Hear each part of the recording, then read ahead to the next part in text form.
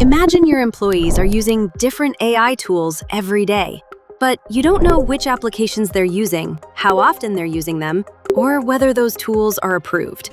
With AI Application Usage Insights in SRE, you can quickly see the AI activity across your organization, from installed apps and browser-based AI to local models and workflow platforms.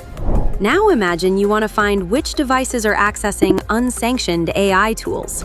You can filter the environment by governance status, access type, AI category, or domain. Once you find a device you want to investigate, open it to see exactly how AI is being used on that device. You can review the AI applications accessed, usage time, direct or indirect AI activity, local models, and even available Gemini alternatives. So when someone asks, "How is AI actually being used in our organization?"